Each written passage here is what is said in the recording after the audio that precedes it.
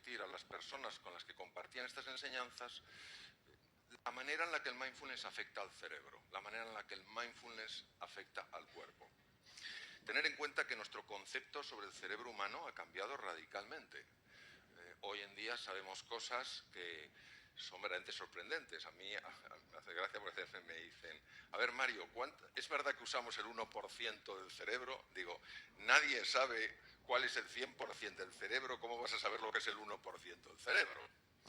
El cerebro es un órgano extraordinario, no es más extraordinario que el resto del cuerpo, pero sí sabemos, por ejemplo, gracias a algunas tecnologías que os comentaré, que todo lo que es el mindfulness tiene un impacto directo y muy marcado en ciertas estructuras del cerebro. Entonces, como es un curso, al final puse una serie de grabaciones, que hice un estudio muy especial para que haya lo que es un silencio absoluto entre los espacios de voz, porque de alguna manera el mindfulness lo que te invita es a un espacio de sosiego, a un espacio de calma, cuando todos nosotros pues da la sensación que vamos demasiado deprisa y de alguna manera lo sabemos, pero nos parece que pararnos a encontrar ese respiro, ese espacio de tranquilidad, parece que eso es una pérdida de tiempo.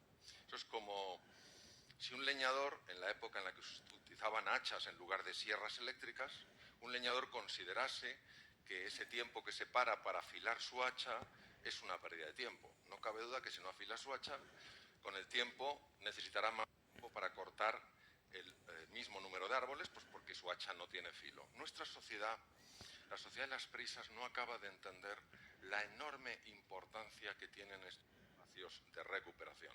Nuestra sociedad no acaba de entender que el ser humano necesita efectivamente momentos de sprint para hacer frente a las dificultades, a los desafíos, a las complejidades, pero necesita también espacios de sosiego.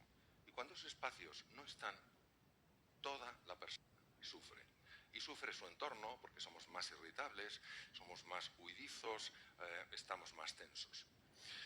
Por eso puse unas grabaciones, hay 4 grabaciones de distintos momentos, uno de ellos lo aprendí directamente de mi maestro, el Dr. Herbert Benson, y el resto lo he aprendido de otros maestros, normalmente personas que han pasado muchísimo tiempo en el Oriente y que están basadas en las metodologías fundamentales que se utilizan en el mindfulness. Entonces, traigo a Alejandro Magno, allí no lo veo, bueno, yo os lo describiré, está a la cabeza Alejandro Magno, ¿vale? Alejandro Magno fue una persona muy sorprendente. Claro, no sabemos si lo que yo os voy a contar es historia o leyenda, pero en cualquier caso viene bastante a colación. En este mapa que veis del mundo antiguo, bueno, Alejandro Magno, después de unificar todas las ciudades griegas, empieza a invadir más y más territorio. Conquista toda Asia Menor y llega un momento en el que va a ir más allá de Asia Menor. Y uno de los generales le para y le dice, Alejandro, no podemos seguir. Y Alejandro Magno pregunta, ¿por qué, general? ¿Por qué no podemos seguir? Y el general le responde, porque aquí se acaban los mapas. Es impresionante. Aquí se acaban los mapas. Y la contestación de Alejandro Magno, que sí pega bastante con lo que parece que históricamente fue, la contestación de Alejandro fue la siguiente, general, los ejércitos mediocres se quedan dentro de los mapas. Los grandes ejércitos exploran lo que hay fuera de ellos. Lo que estaba más allá de Asia Menor es la India. La India no existía en ninguno de los mapas que manejaban en Occidente. Esto ha pasado muchísimo con el mindfulness. El mindfulness desafía por completo nuestra mente racional y por eso algunos de mis maestros, cuando decidieron investigar esto, fueron ridiculizados por sus colegas pensando que era estúpido lo que hacían, que era absurdo asomarse a un sitio donde no había mapa. Pero fueron estos pioneros los que por atreverse descubrieron un nuevo mundo y lo compartieron con nosotros, y gracias a estas personas hoy podemos entender que el mundo no se acaba donde nuestros viejos mapas. Pues lo que vamos a explorar hoy juntos es lo que hay más allá de ese mapa. ¿Qué es lo que hay más allá de nuestra forma tradicional de pensar? ¿Qué es lo que hay más allá de esa imagen que vemos reflejada en el espejo? Mirad, cuando yo tenía 17 años, tuve la increíble fortuna de comprarme un libro escrito por un gran médico. Yo no le conocía, luego fue profesor mío en los cursos de doctorado en la Universidad Autónoma de Madrid, donde hice los cursos de doctorado, después de acabar la carrera de medicina. Y este hombre, el profesor Pedro Laín Entralgo, escribió un libro sobre historia de la medicina que se llamaba La relación médico-enfermo. Fue el primer libro de medicina que leí en mi vida. Tenía 17 años, hoy tengo 62. Y en aquel libro describían que los médicos griegos de la escuela del famosísimo Hipócrates, tal vez os suene el juramento hipocrático, habían hecho un descubrimiento sensacional. Habían descubierto que a través de palabras, que a través de la comunicación, podían curar enfermedades. Esto es verdaderamente rompedor, porque una enfermedad es algo tremendamente físico y no entendemos cómo las palabras, que son cosas etéreas, intangibles, cómo es posible que tengan ese impacto. Bueno, lo que ellos descubrieron fue tremendo. Descubrieron la importancia de la cercanía, la importancia de la escucha, la importancia de la pregunta con deseo profundo de conocer y de comprender, y cómo esto repercutía en el cuerpo. Esto hace 2500 años, en la Grecia de Hipócrates, creador de la escuela de medicina de Epidauro. Pero fijaos qué fascinante lo que ocurre en algunos periodos de la historia de la humanidad, donde simultáneamente en distintos sitios se van haciendo descubrimientos. Hipócrates y su escuela de medicina griega descubren que se puede curar a través de las palabras, y que esto sucede, en su opinión, porque hay algo dentro de las personas enfermas en este caso, que cuando se activa tiene un poder transformador brutal.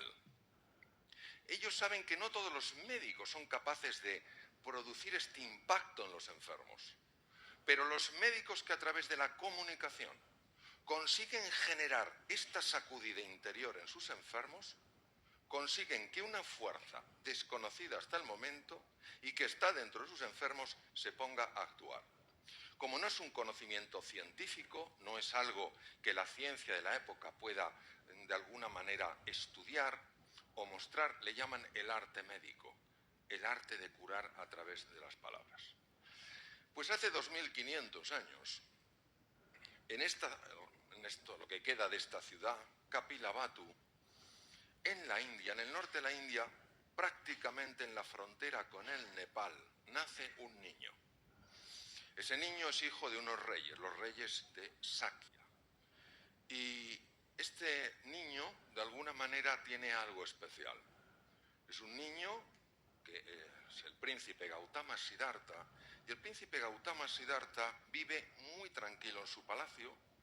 No es fácil que vea el dolor de otros seres humanos, no es fácil que vea la vejez, no es fácil que vea el deterioro, pero en una ocasión experimenta algo que le impacta mucho. Ve una persona muerta, ve una persona enferma, ve una persona muy anciana.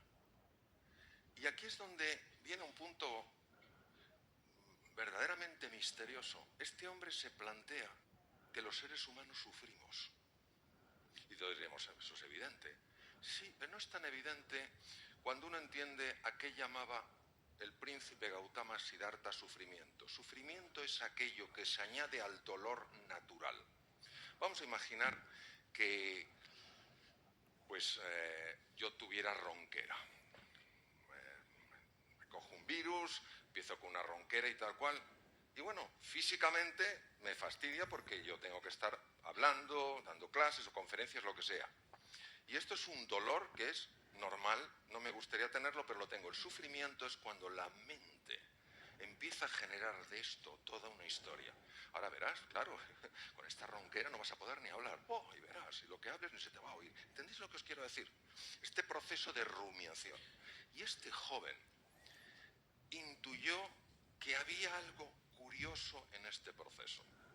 Que había algo en el ser humano que dificultaba la superación del dolor, que hacía que la vejez se llevara peor, que la enfermedad fuera peor, que las pérdidas fueran más dolorosas, pero no sabía lo que era. Es cierto que en el año 3100 aproximadamente se había publicado un libro que él conoció, el Bhagavad Gita, que ya hablaba de estos temas, pero no había nadie que los hubiera investigado con profundidad.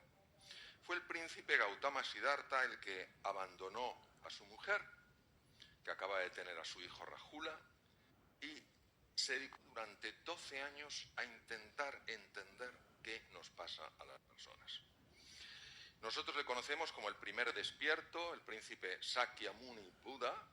Buda en sánscrito es el despierto, porque cuando descubrió lo que nos pasa, algo cambió en su semblante, y en una ocasión, saliendo de un bosque, se encontró con un campesino que al ver a alguien tan especial le dijo: eres un dios, y dijo: yo soy el despierto. ¿Qué quiere decir eso? Pero fijaros, si nos vamos, mirad qué interesante lo que decía Buda, os lo voy a leer para los que no podéis verlo porque estáis en otro sitio. Para enseñar a los demás, primero has de hacer tú algo muy duro, has de enderezarte a ti mismo. Oye, qué fácil es ver en el otro el problema. Qué fácil es ver en el otro el defecto. Qué fácil es ver en el otro la falta de atención hacia nosotros. Qué difícil es verlo en uno. Y cuando a uno se lo dicen, es que no le gusta nada. Porque a mí me encanta eso cuando decimos: dime la verdad. Nadie quiere conocer la verdad.